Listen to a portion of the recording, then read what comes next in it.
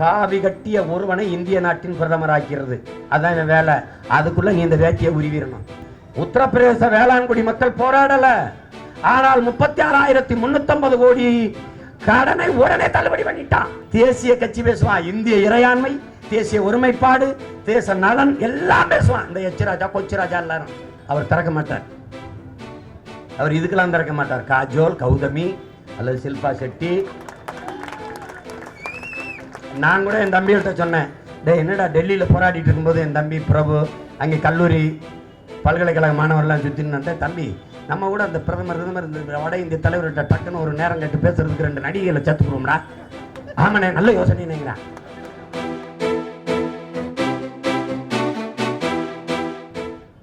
பாரதிய ஜனதா உத்தரப்பிரதேசத்தில் வென்றுச்சு. ஆதித்யநாத் யோகின்னு ஒரு அருமை பெருந்தலைவர் நாட்டை ஆள்றாரு. நல்லா கவனிச்சுக்க, நீ சிரிக்காத. அடுத்த பிரதமர் அவர் தான். அதுக்கு வேலை நடக்குது. நான் சொல்றது நடக்கும். நான் சொல்றது நடக்கும். அவன் கனவு என்ன தெரியுமில்ல? காவி கட்டிய ஒருவனை இந்திய நாட்டின் பிரதமராக்கிறது. அதான் என் வேலை. அதுக்குள்ள நீ இந்த வேட்டியை உருவிடணும். உனக்கு புரியுதுல்ல?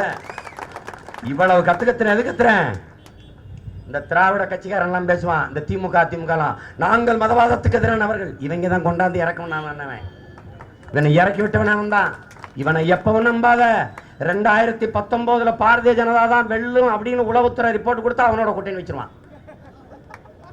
ஆனால் கடைசி வரை இந்த தேசிய கட்சிகளை இந்த நாட்டுக்குள்ள எழ விடாம, வளர விடாம விரட்டி அடிக்கிற ஆற்றல் நாம் தமிழர் பிள்ளைகளுக்கு மட்டும்தான் இருக்கு. எந்த காலத்திலும் சரி, நான் வெல்றது வீழ்றது அதை பத்திலாம் கவலை இல்லை. நான் வெல்றதை விட எவன் வெல்லக்கூடாதுங்கிறதுல நான் கவனமா இருப்பேன்.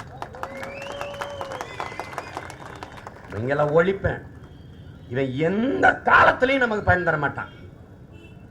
எந்த காலத்திலையும் பயன்பட மாட்டான். நல்லா கவனிச்சுக்க. இந்த ஆதித்யநாத் யோகியை சொல்லிடுறேன். இவன் வந்து 36,350 கோடி அந்த மாநில வேளாண்குடி மக்களின் கடனை தள்ளுபடி பண்ணிட்டான். அந்த வேளாண்குடி மக்கள் போராடல.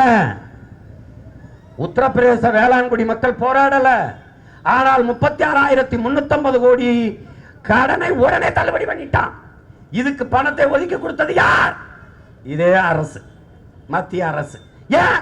அவன் ஆள்ற மாநிலம், அதை தக்க வைக்கணும். இந்தியாவில் பெரும் மாநிலம், 403 சட்டமன்ற தொகுதி, நிறைய பாராளுமன்ற தொகுதி வச்சிருக்கு.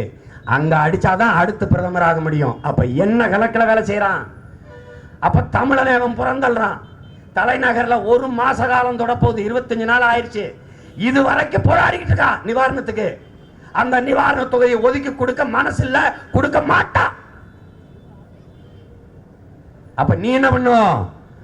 ஓட்ட வச்சு ரோட்ல போராட விட்ட எனக்கு என்னை போராட விட்ட உனக்கு என் ஓட்டு எதுக்கு என்கிற கேள்வி ஒவ்வொருத்தனுங்களையும் வரணும். இதே கையில திருவோட்ட வச்சு தெருவோடு நின்று போராட விட்ட உனக்கு எதுக்குடா என் ஓட்டு என்கிற கேள்வி உனக்கு வரணும். எதுக்கு நின்றுக்கான்? அணுவுல காங்கிரஸ் என்ன சொல்லுவோம்? திறக்கணும். பாரதிய ஜனதா திறக்கணும். எதிர்த்தா தேச துரோகி. ஒரே நிலைப்பாடு தான்.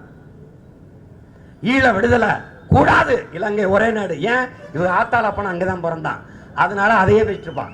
ஒரே நாடு, விடுதலை புலிகள் பயங்கரவாதிகள் 2 பேரும் ஒரே மாதிரி கோரஸா பாடுவான்.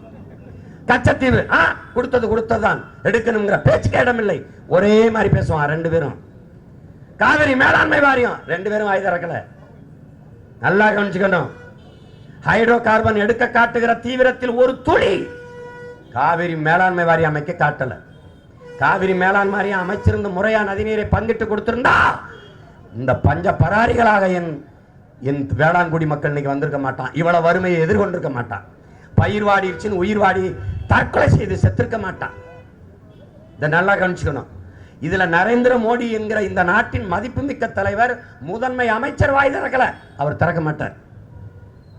அவர் இதுக்கெல்லாம் திறக்க மாட்டார். காஜோல், கௌதமி அல்லது ஷில்பா ஷெட்டி. நான் கூட என் தம்பிகிட்ட சொன்னேன், டே என்னடா டெல்லியில் போராடிட்டு இருக்கும்போது என் தம்பி பிரபு அங்கே கல்லூரி பல்கலைக்கழக மாணவர்லாம் சுற்றின்னு தம்பி நம்ம கூட அந்த பிரதமர் இந்த வட இந்திய தலைவர்கிட்ட டக்குன்னு ஒரு நேரம் கேட்டு பேசுறதுக்கு 2 நடிகைகளை சேர்த்துக்கிறோம்டா. ஆமாண்ணே நல்ல யோசனைங்கிறான். வேற வழி என்ன இருக்கு? என் தம்பி சிவாவும் தான் வந்தான். அப்படித்தானே இருக்கு நிலைமை. எங்க 37 பாராளுமன்றம் போய் முக்கிட்டு வாசல் நின்று வந்துட்டான். திடீர்னு போய் காஜோல் கால் மேல கால் ஓட்டு போயிட்டு அவர் அப்படி உட்காந்து கேட்டு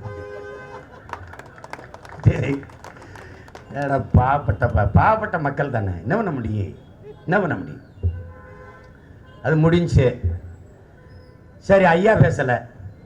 அருமை பெருமகள் அம்மையார் சோனியா காந்தி, அவருடைய கட்சி தலைவர் தான் அங்க ஆண்டு கொண்டிருக்கிறார் கர்நாடகாவை. ஒரு வார்த்தை ஐயா காவிரி மேலாண்மை வாரியம் அமைச்சு அதை இது பண்ணுங்க, ஒத்துக்கிறீங்க இல்லை உச்சநீதிமன்றம் கொடுத்த தீர்ப்பை செயல்படுத்துங்க சீதாராமையா. சொல்ல மாட்டான். ஏன் சொல்ல மாட்டான் சொல்லுங்க? சொன்னா பாரதிய ஜனதா வென்றும். பாரதிய ஜனதா பேசாது. பிரதமர் காவிரி மேலாண்மை வாரியம் அமைப்போம்னு சொல்லிட்டா காங்கிரஸ் ஆட்சியை தொடர்ந்துடும். அப்ப என்ன அவன் நினைக்கிறான்? தேசிய கட்சி பேசுவான், இந்திய இறையாண்மை, தேசிய ஒருமைப்பாடு, தேச நலன் எல்லாம் பேசுவான் இந்த எச்ராஜா கொச்சிராஜா எல்லாரும். ஆனா இந்த காவிரி மேலாண்மை வாரியத்தில் பேச சொல்ல அங்க போய் ஏன் பேசல? அங்க பேசுனா இந்த தேசிய கட்சிகள் கர்நாடகா என்று வருகிற போது கன்னடர் நலனை பேசுகிற, நலனை பாதுகாக்கிற மாநில கட்சியாக மாறிவிடுகிறது. அதான் அங்க இருக்கிறது. இதை புரிஞ்சுக்கணும். அதனாலதான் நம்ம என்ன சொல்றோம், இவனை அறவே நுழைய விடக்கூடாது. எதுக்கு வர மாட்டான்? உன் வீட்டு இளவுக்கு இருந்தாலாதவன் எதுக்கு வந்தால போறான்? 20 பேர் காட்டுக்குள்ள செத்ததுக்கு அழுதானா? 1,75,000 பேர் அந்த நாட்டுக்குள்ள செத்ததுக்கு அழுதானா? இந்திய கடலுக்குள்ள 840 பேர் செத்ததுக்கு அழுதானா? இல்ல 200க்கும் மேற்பட்டவன் இந்த நிலத்துல இருந்து செத்தான விவசாயி அதுக்கு அழுதானா? எதுக்கு அழுதா? எதுக்கும் வர மாட்டான். ஆனா எப்ப வருவான்? நாக்க நல்லா தொங்க போட்டுக்கிட்டு உன் வாக்க நக்கிறதுக்கு வருவான். நீ மானம் கெட்டு போய் 500,000 வாங்கிட்டு போட்டுட்டு குவார்டரை போட்டு படுத்துற. இது என்னைக்கு நீ சிந்திச்சு தெளிந்து எந்திரிச்சு வாரியோ அன்னைக்கு தான் இந்த நாடும் மக்களும் வாழும் புறப்படும்.